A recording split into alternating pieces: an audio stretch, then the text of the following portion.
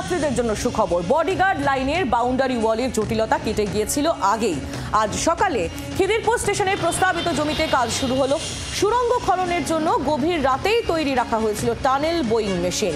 Metro কাজের জন্য আনা এই দুই বোয়িং মেশিন কাজ শুরু করলো। একটির নাম দুর্বা আর একটির নাম দিব্যা।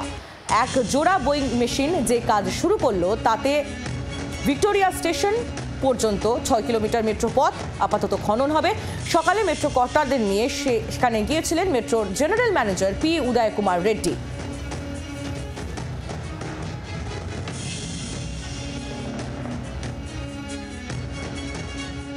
স্টেশন হবে কিনা তা নিয়ে তৈরি হয়েছিল একরাশ সংশয়।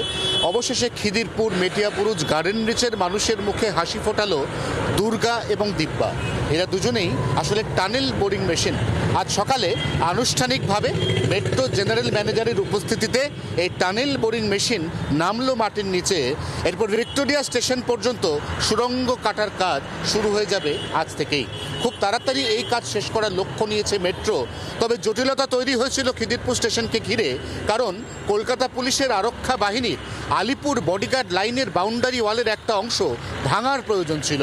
বহু কাঠখড় পুড়িয়ে সেই ছাড়পত্র মেলার পর আজ টানেল বোরিং মেশিন যখন নিজের কাজ শুরু করলো, তখন স্বস্তির নিঃশ্বাস ফেললেন মেট্রো প্রেমী এবং মেট্রো যাত্রীরা। 24 ঘন্টার জন্য ক্যামেরায় তরুণের সঙ্গে অয়ন, খিদিরপুর, কলকাতা। বাংলার আওয়াজ, বাঙালির আবেগ, জি 24 ঘন্টা।